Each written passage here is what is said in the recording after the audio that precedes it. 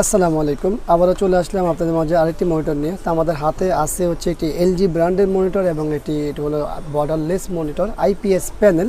তো এটা কেন আমাদের কাছে আসলো বা এখন এটা কি অবস্থা আছে বা এই অবস্থায় কেন রিপেয়ার করতে হচ্ছে সব বিষয় নিয়ে কথা বলবো। তো সর্বপ্রথম দেখে নিই এটা সমস্যাটা কি, আর সেটা দেখতে হলে অবশ্যই আমাদের পাওয়ার সাপ্লাইতে পাওয়ার দিতে হবে।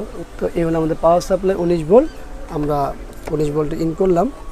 তো ইন করার পরে আমরা দেখব যে কি সমস্যা। সর্বপ্রথম দেখুন নো সিগন্যাল আসছে, আমাদের লেখার সাথে সাথে বেশ কিছু চেঞ্জিং আছে এবং এখানে অনেক র্যাক আছে, মানে যেটাকে আমরা দাগ বলি সেই দাগগুলো আছে।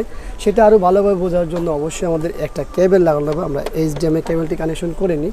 তো আমরা এইচডিএমআই কেবলটি কানেকশন করে নিই, এই লোড পরে তখন এই সমস্যাটা শুরু হয়ে যাচ্ছে। আচ্ছা, আমরা লোডটা বন্ধ করে দিই, দেখি যে শুধু সিগন্যালে কি হয়।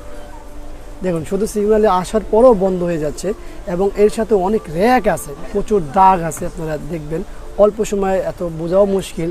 তো যাই হোক, আমরা যদি নো সিগন্যাল করি, নো সিগন্যালটা আবার আনি, সেই ক্ষেত্রে কী হয় সেটা আমরা একটু দেখে নিই। নো সিগন্যালে কিন্তু ওইভাবেই থাকে, কিন্তু অনেক দাগ থাকে। তো আসলে এত দাগ অবস্থায়ও এই মনিটরটা আমাদের রিপেয়ার করতে হবে। আর অবশ্যই এখানে একটা সিগনেচার আছে, সেই সিগনেচারটা ফলো করুন। তো চলুন আমরা এটা বিস্তারিত দেখি। আর যারা টেকনিশিয়ান আছেন তারা এই ভিডিওটি না দেখলেও চলবে, তারা স্কিপ করে চলে যেতে পারেন। আর যারা নাকি ব্যবহারকারী আছেন তারা অবশ্যই এই ভিডিওটি দেখুন যে আপনাদের এই সমস্যাগুলো হলে আপনাদের সমাধান হবে কি না। তো চলুন আমরা মনিটরের ব্যাকপার্টটি খুলে বিস্তারিত দেখি।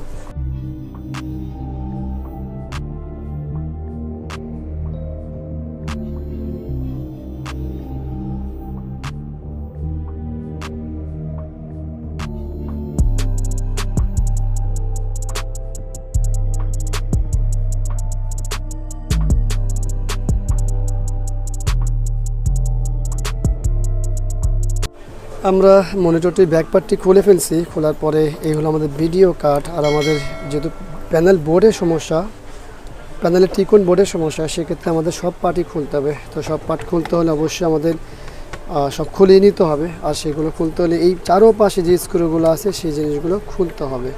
তো চলুন আমরা সেগুলো খুলি, তারপরেই দেখি।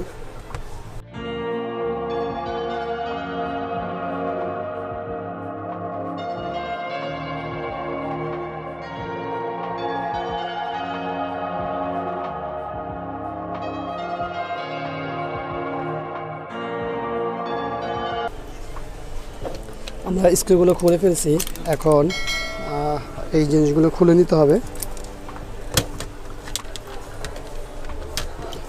এই হলো আমাদের এই পার্টটি খোলা হয়ে গেল।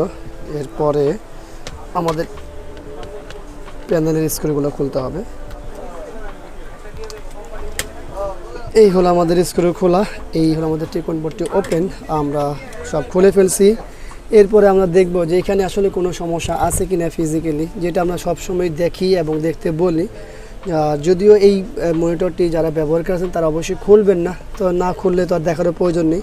যারা টেকনিশিয়ান আছে তারা তো দেখবেনই, যেহেতু কাজ এগুলো করতে হয় সেগুলো দেখতে হবে। তো চলুন, আমরা এখানে কোনো সমস্যা পাইনি। এরপরে এই বোর্ডটাতে আমাদের কোনো ফিজিক্যাল ড্যামেজ আছে কিনা সেটা আমরা একটু দেখে নিব। তো এই জায়গা তো অবশ্যই নেই, যেহেতু ছবি আছে অতএব এই জায়গাগুলোতে নেই।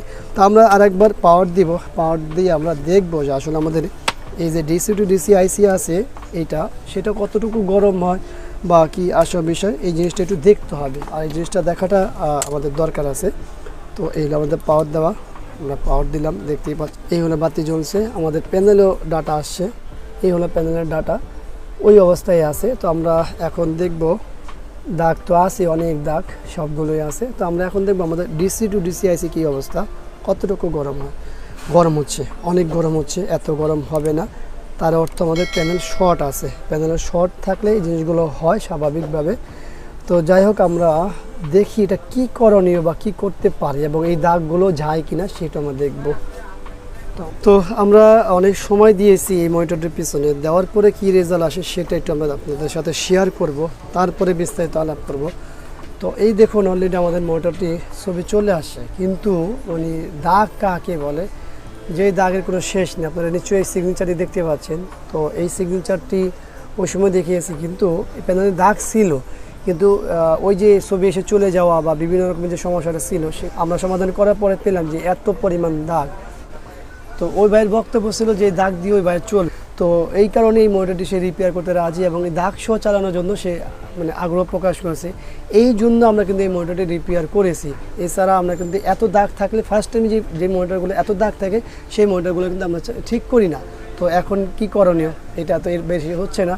তো আশা করি ভিডিওটি আপনাদের ভালো লাগবে, কারণ যে ইনফরমেশনটি দিয়েছি যে এই ধরনের সমস্যা কিন্তু সমাধান হয়, বাট দাগ থাকলে বা কতটুকু কী হয় সেটাই ভিডিওর মাধ্যমে জানাচ্ছি। তো আশা করি ভিডিওটি ভালো লাগবে। ভিডিওটি ভালো লাগলে অবশ্যই একটা লাইক করবেন, কমেন্টস করবেন, শেয়ার করবেন, আর অবশ্যই আমাদের এই চ্যানেলটি সাবস্ক্রাইব করবেন, পাশে থাকা বেল বাটন চাপ দিয়ে রাখবেন। আবারও দেখা হবে অন্য কোনো বিষয় নিয়ে। আজকের মতো এখানে বিদায়। আল্লাহ হাফেজ। আসসালামু আলাইকুম রহমতুল্লাহি ওয়া বারাকাতুহু।